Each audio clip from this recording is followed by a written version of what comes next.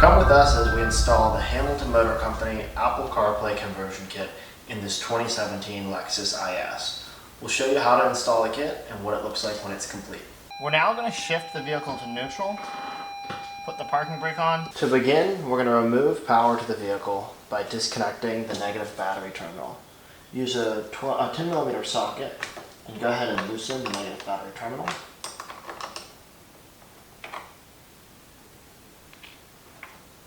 And then remove it and set it to the side.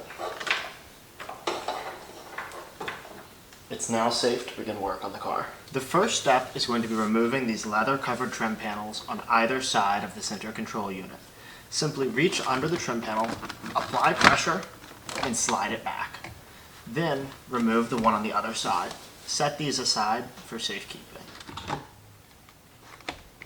The next step is going to be to use an 8mm socket to remove both of these small black screws here.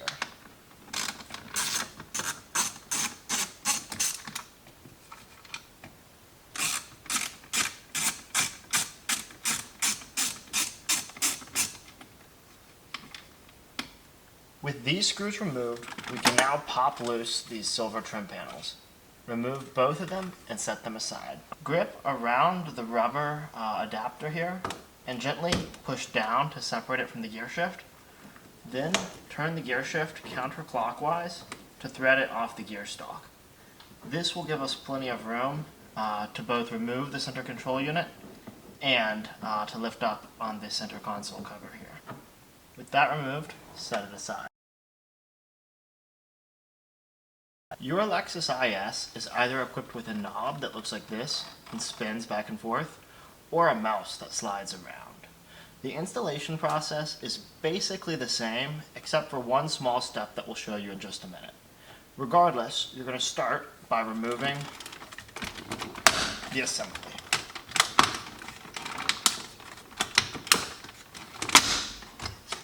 Now, with Lexus, all of these clips and plastic components are very strong. Sometimes you might feel like you're being a little bit hard on the car, but don't worry about it. I've never personally seen somebody break a piece of the plastic during this installation process. Now, we're going to go ahead and disconnect this wiring connector and set it aside. I'll make a note here and let you know that this is where the primary difference is between the mouse and the knob versions. On the knob version, when we go to reinstall this component, we're simply going to plug this wiring connector back in here. For the mouse version, we're going to provide you with a harness, a long harness, that you would plug this wire into, and then that harness plugs into the bottom of your mouse. That's going to be the only difference between the mouse and the knob versions. Go ahead and set your knob assembly aside. We now need to remove this entire center console cover. To do that, we're simply going to grip around the edges and apply up and back pressure. So I'm going to use this hand to grip under this side, and I'm going to wiggle up, grabbing this piece back here, and then I reach in here, grab on either side, and slide it back. These two clips need to come out of their corresponding sockets, and we've already removed the gear shift, so we can simply lift this up and away and set it aside over here. We now have full access to remove the center control unit so we can begin the wiring process. For the sake of the video, we're going to go ahead and remove these two wiring harnesses. You can either remove these and set this device aside, the center console panel, or you can just leave it hanging off to the side. We're going to go ahead and remove those to open up the room so you can see as we remove the center control unit. With the center console cover removed, we're now going to remove 4 bolts. One is here and here on either side of the central control unit, and then we're going to show you 2 more down here in just a second. You'll use a 10mm socket and you'll simply loosen these bolts.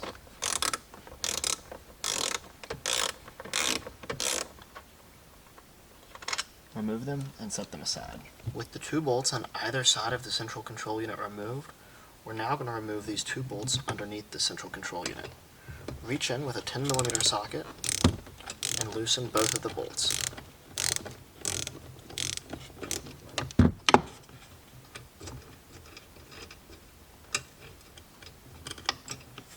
then remove them and set them aside.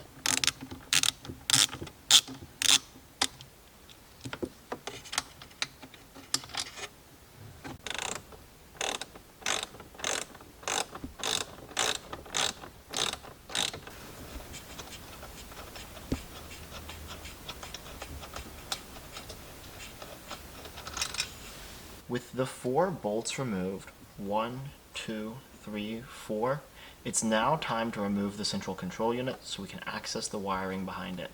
Grip it firmly on either side and pull out. You will now be able to access the wiring. In preparation of installing the new screen, we need to remove this trim baffle below the factory screen. Our new screen will have a slightly different shaped trim baffle. We can either use a pry tool for this, or we like to use credit cards since most folks have them on hand. Take your credit card, slip it under the trim baffle, apply a bit of upward pressure, and start from the passenger side and work your way towards the driver's side, and gently wiggle it free. Then you can set it aside. Before we begin wiring the new screen into the car, I think it's helpful if we give you an overview of what the wiring looks like and what it does outside of the vehicle. As you can see here, this is our primary wiring harness. Once again, the IS that we're working on today is the knob version. This primary wiring harness is going to start with this monitor power connector at the top. This is going to plug into the back of the new screen. You'll see this in just a minute. We're then going to drop the contents of this harness down through the dash and connect it behind the factory center control unit. On the knob version, you'll have these 3 T's that connect behind the factory center control unit. It's like a jigsaw puzzle. They will only fit into one connection. If you have the mouse version, instead of having this T labeled knob with a short connector, you'll have a T labeled mouse, and it'll have a long connector. This will plug in physically underneath the mouse that you disconnected and removed from the center console. On the knob version, it simply plugs in to the center control unit behind the factory radio. This harness, labeled OEM camera, is going to plug into the original black connector that was plugged into the back of the original screen. This yellow connector is going to plug into the back of another yellow RCA connector that we'll show you in just a second. This OEM mic connector will also connect to our other wiring harness. This speaker connector can be left unused or plugged into the optional small speaker that we include. We also include this secondary harness here. This harness has a lot of connectors, but only a few that need to be used. This will plug into the back of the new screen. This cable, labeled UART, will not be used. This female microphone receptacle will plug into the microphone output from the other wiring harness that we just showed you. This female camera RCA receptacle will plug into the male camera yellow RCA receptacle from the other wiring harness we just showed you. This one labeled AVN will not be used. The one labeled SIM will not be used. This one labeled USB will be your USB port for wired Apple CarPlay or for charging your phone. You can drop it into your glove box, or some folks will run it to their center console. You can put this in a location of your choosing. This GPS antenna will connect to the back of your new screen and will sit behind the new screen. This optional speaker would connect to the speaker portion of the second wiring harness we showed you, and this speaker is to add for accessory vehicle sounds. This speaker is completely optional and is not needed. To install the new screen, we need this wiring connector to come out on top from this main harness, and we need this wiring connector to come out on top from this secondary wiring harness. We will also need the OEM camera harness to come out on top and plug into this connector here. The easiest way to do this, from my experience, is to use something like I have here. This is a piece of hose. You can also use an old piece of wire or even a coat hanger. In the IS and RC, the cavity is actually quite narrow for the wires to run through. So what I'm going to do is drop this piece of hose through this channel on the side here. And we'll show you a close-up picture of that in just a second. But the channel runs along the side here and down through here and out at the bottom. So what I'm going to do is use a piece of hose. I'm going to drop it through the channel, and then I'm going to zip tie the connectors to the bottom of the hose and pull them out through the top.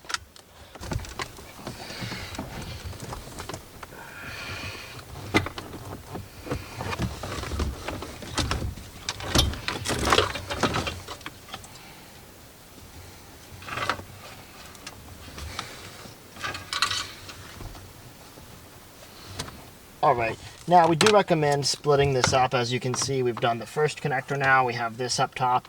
Now I'm going to run these second two connectors, the OEM camera and this secondary audio harness. I'm going to run these two together just like this. Once again, using my wire, tying a knot.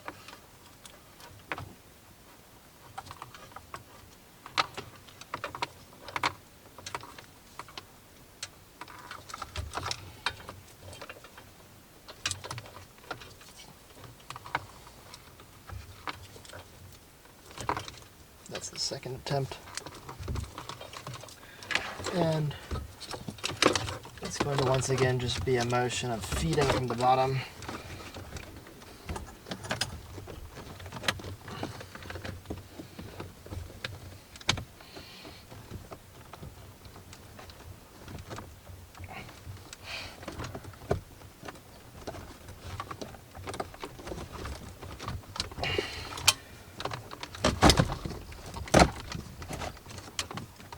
And pulling through to the top.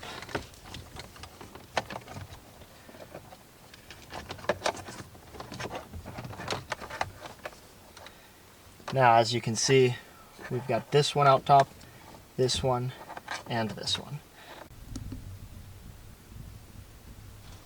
With the three connectors we needed up top, in the main tees below, we can begin to wire the new screen.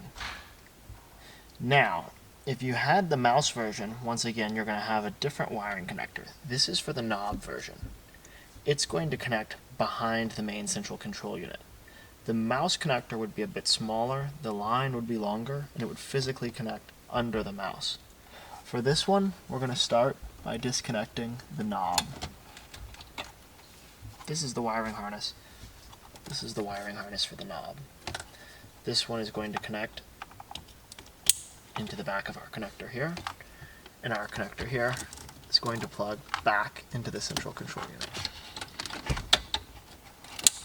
The final T is going to be this one labeled power, and it's going to connect into the bottom slot here, and this one will connect into the harness here. Now the primary T connections are made. It's time to wrap up the final connections. The final connections are going to be to connect this male yellow RCA into the female yellow RCA that we showed you earlier, labeled camera. This one is now located underneath the dash here. Once located, take this one back into the dash and connect it together. In preparation of installing the new screen into your Lexus IS, you need to take the bracket off the old screen, the original mounting bracket, and move it to the new screen. There'll be a couple 10mm bolts holding it in place on the bottom and the back. Simply remove these bolts and the bracket will go ahead and slide off of the original screen. The new screen that you're going to get from Hamilton Motor Company has holes pre-drilled for the brackets. They're threaded and drilled, and the bracket will line right up with them. On the back, sometimes the sticker that has the model information may cover one of the screws. You can see where the hole is in the bracket, so just use a little screwdriver and you can pop the hole open and then put those two 10mm bolts back into place. You don't need to tighten them down too hard. You can use either a screwdriver or a little socket, tighten them down, and you'll be good to go, ready to install the screen into the car. Now that we have transferred the bracket to the new screen and we have connected the OEM camera to the black wiring harness. It's time for us to plug in the 3 remaining wiring harnesses. We're going to connect this main power cable, the LVDS blue cable, and the secondary audio cable to the back of the new screen. To do this, I typically recommend you lay the new screen down flat like this. Now, some of this will be unfortunately concealed behind the camera as the wires are not super long, but there are only 3 wires and they only fit in one direction, so it is pretty self-explanatory which hole they each go into.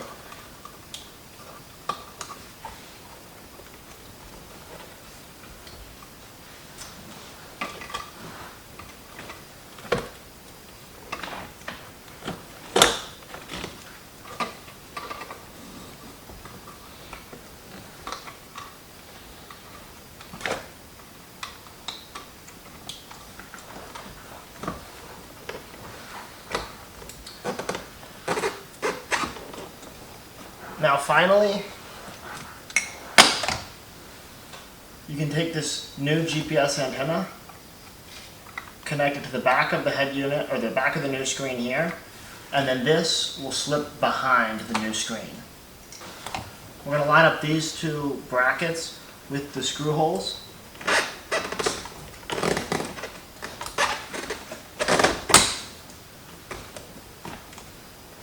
And we're going to press the new screen into place. We can go ahead and start to reinstall the factory center control unit. So I'm just going to come here and go ahead and ease this back into place. Now the key with all of this is just making sure that everything is clicked in. Of course we'll put the bolts back in, but making sure that everything clicks in and feels very secure.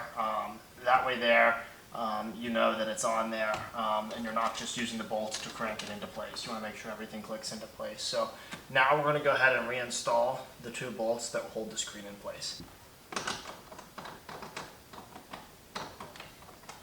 With the screen bolted into place, the main central control unit reinstalled, it is time for us to reinstall these 4 bolts.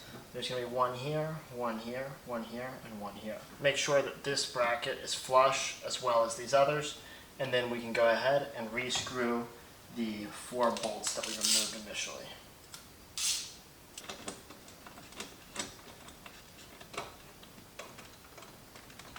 With the center control unit reinstalled, it's time for us to reinstall the center console covers. We're going to start with the main center console cover here. There are 2 wiring harnesses we removed. We will go ahead and reconnect those.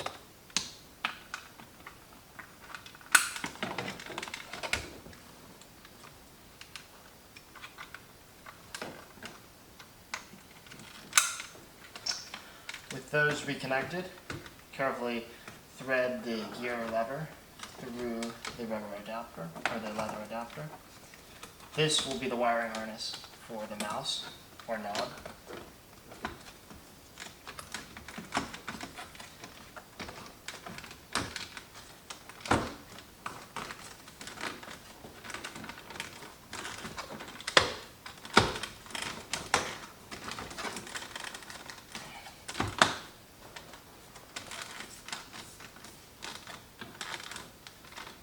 Ensure that everything is snapped back into place.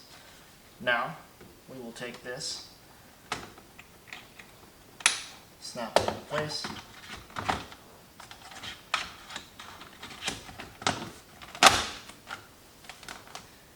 and just like that, we are ready to go ahead and reinstall the gear shift knob.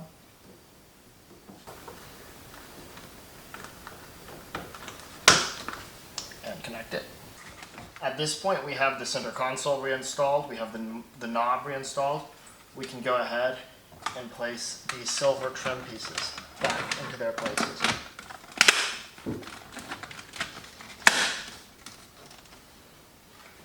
and on the driver's side as well.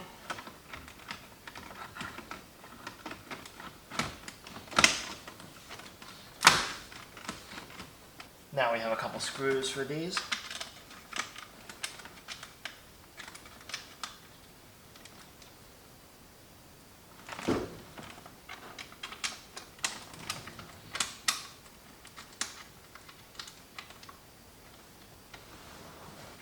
Careful not to over tighten these. Remember, we are screwing into plastic, so you just need to have it snug.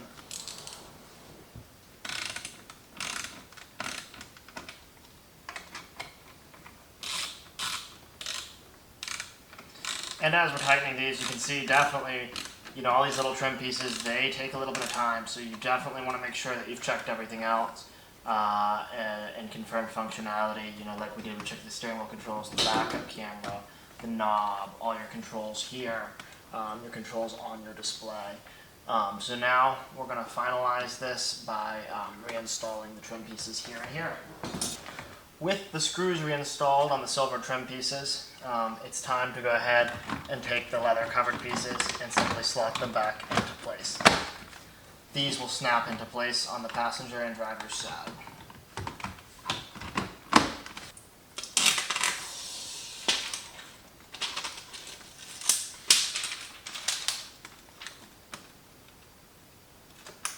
Remember, there are 2 levels of screen protector. We do this to make sure your screen is doubly protected during the installation. Go ahead and remove both of those, and you're ready to restore power to the vehicle and use your brand new display.